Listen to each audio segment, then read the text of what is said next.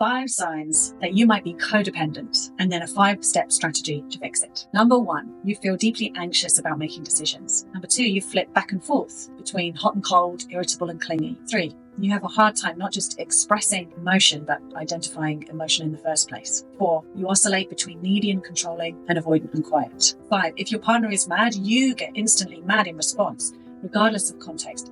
Okay, how to fix it? Well, it seems like you would focus on self-care and self-confidence, and then you'd kind of put some distance between you and your partner and not need them as much. That actually isn't it.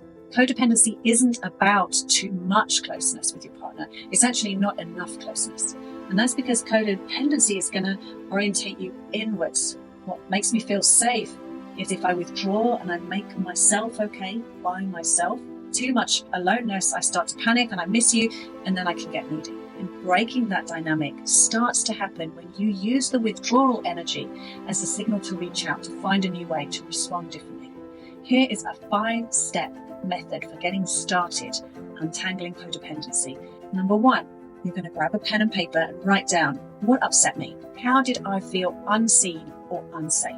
These 2 things are at the heart of our dependency needs, so they're really important questions. Then you're going to write down, what do they need to feel seen and safe?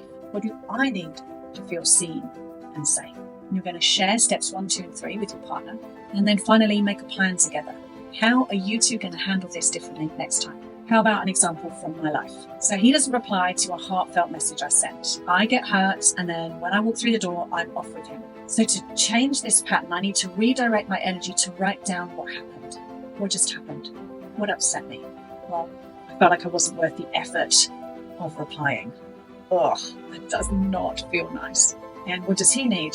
Well, he needs to know that he's hurt me with his behavior, but in a kind and gentle way that doesn't get defensive. What do I need? Well, I need reassurance of his commitment to me and the relationship. So what I'm going to say to him is, if I seemed off with you earlier, it's because I got hurt when you didn't reply. What I made up was that you can't be bothered to message me. I'm not important to you. It's probably not how you feel. I need to hear that from you. And depending on how that goes, I might talk about ideas about how we handle this next time. Or if he responds with a lot of anger and defensiveness, I might need to put up some boundaries. And that is the subject for a whole other